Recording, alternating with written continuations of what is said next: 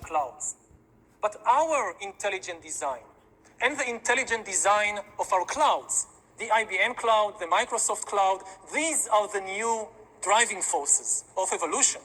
They don't want you to know this information. And in fact, this is the second book we've written. The first one was called Plague, and this is about literally about our groundbreaking discoveries of mouse cancer-causing viruses, the publication in a journal Science. And when it became clear that of the number of strains of these mouse cancer-causing and neuroimmune disease-causing viruses that had entered the human virome by way of a contaminated blood supply and contaminated vaccines with lots of animal tissues and lots of different viruses, they needed to shut this down because, of course, this is exactly what happened,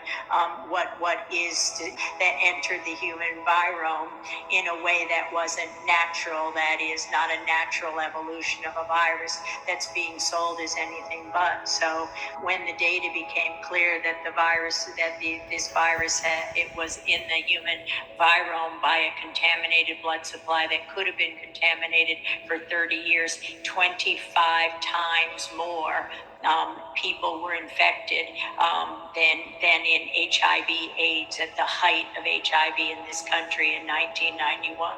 So as the data emerged that likely these mouse viruses got into humans by way of contaminated vaccines, then of course the hammer began to fall where publications were published, and I was told to deny the data, to misrepresent the data, to throw the data away. And when I refused to do so, I was fired.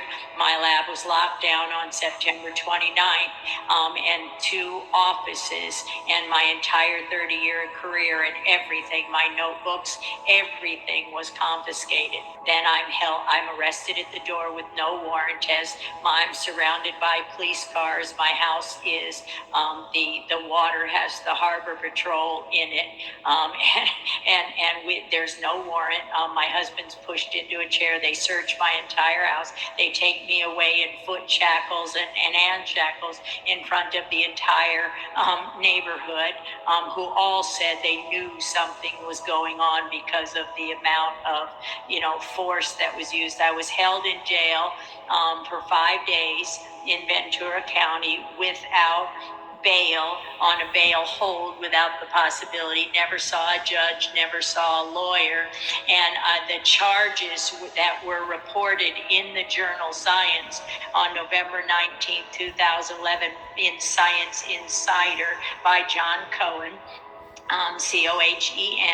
was that nobody filed the warrant, meaning not Ventura County, not Sparks, not Reno, where the institute, my employers were, not Washoe County, and the only thing they could conclude was that these felony charges for fugitive from justice had to come from one of several federal agencies. So I'm held on felony charges of a fugitive from justice, and I don't so much as have a parking ticket.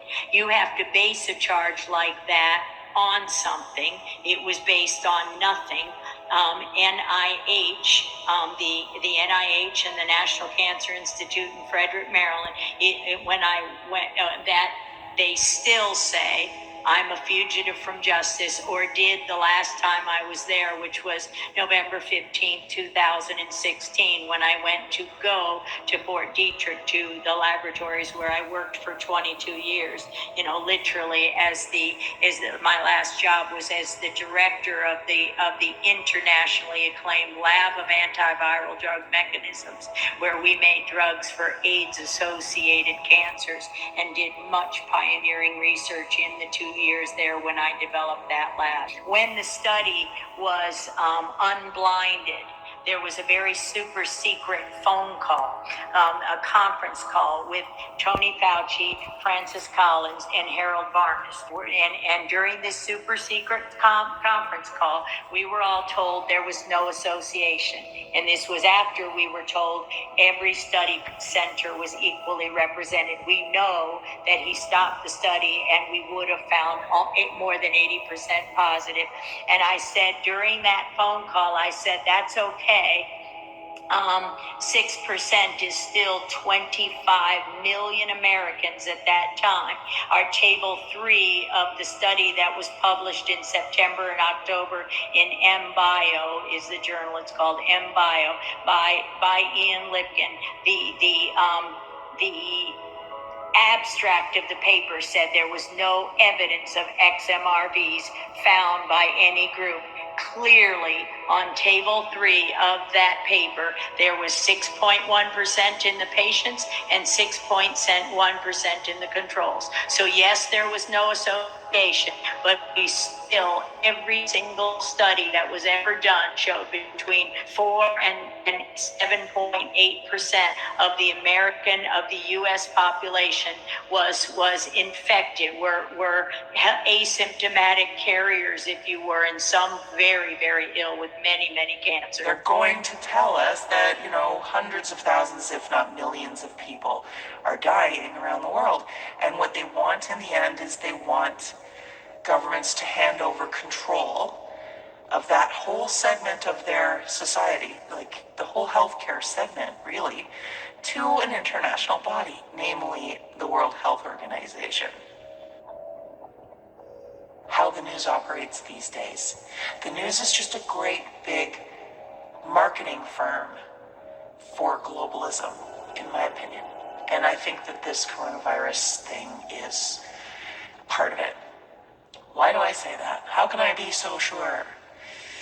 Haven't I seen the leaked video from China? People will ask me. Yeah, I have, and I happen to know that China is on total internet lockdown. It has been for a long time. So ask yourselves, how so many videos got snuck out, got leaked? How did that happen? Do you think? How did some doctor, in the midst of dealing with a viral outbreak, who was sick himself, how did he get around the internet firewalls and get his videos out? It's a good question. Maybe you need a little more convincing, so check this out from 2017. World Bank launches first ever pandemic bonds to support $500 million pandemic emergency financing facility. This is from June 28th, 2017. Bonds for a pandemic. The only reason they would do that is if they thought they were going to be able to make a lot of money off a pandemic sometime in the near future. And voila. Not very long after, not even 2 years after, not even a year and a half after, this all proves very fortuitous for the World Bank. And then there's something called Event 201. Broke this story as far as I know. Johns Hopkins Initiative hopes to better prepare for pandemics. This is from December 11th, 2019. And they talk about a team of experts at the Center for Security at Johns Hopkins University staging an exercise. They dreamed up doomsday scenarios.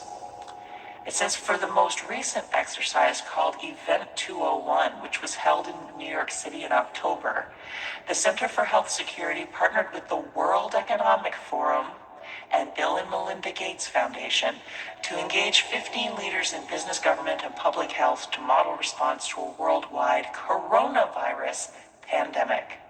It's something to take note of. We've got the Treasury bond, the pandemic bonds from the World Bank, and now we have this exercise focusing on coronavirus, sponsored by all the usual suspects. Bill and Melinda Gates, the World Economic Forum, and more. It included representatives from the UN Foundation, United Nations, the World Bank, China's Center for Disease Control and Prevention, the Central Intelligence Agency, the U.S. Center for Disease Control, and other leaders from travel, banking, pharmaceutical, and healthcare services industries. The United Nations Foundation, the Bill and Melinda Gates Foundation. There's people from the World Bank, CDC, a couple of CDCs, China's CDC, the United States CDC, PR firms, communications experts, and people who have apparently been involved in disaster planning for decades or more. None of them thought about physician shortages or healthcare provider shortages. None of that didn't come up. As the guy says, I don't see that on your list. Wow. And also missing from the list is any talk of public safety or what to do about civil unrest that could result if this thing gets bad. What kind of experts are these? They're the kind of experts that have an agenda in mind. And that agenda was told to you right off the start by Timothy Evans. And that's to get financing for a world body to oversee the pandemic response. That's what it's all about. They don't really care about people. They just see a giant trough of money that they can always throw out there. They can always throw out some propaganda, some fear videos, clips that they can fake in their back rooms. And they can send out the message to all their subservient mainstream media talking heads. Look, tomorrow we're going to talk about the virus has got a hockey stick graph that it's spreading. It's going to spread to millions of people by a month from now. You notice them all saying the same thing? And by the way, this is a good place to revisit the whole point about the name of the virus changing all of a sudden. Look at a blue check. David Gura. For your information, calling COVID-19 the quote Wuhan virus is racist. Give me a break. They're gonna see everything they don't like. I hope you guys see that this pandemic is brought to you by NBC, Bloomberg, China, the World Economic Forum, the World Bank, United Nations, CIA, and Bill and Melinda Gates. Event 201, their pandemic planning exercise that they did in October 2019, that made it out in that article in December 2019, and then boom, it happens in real life.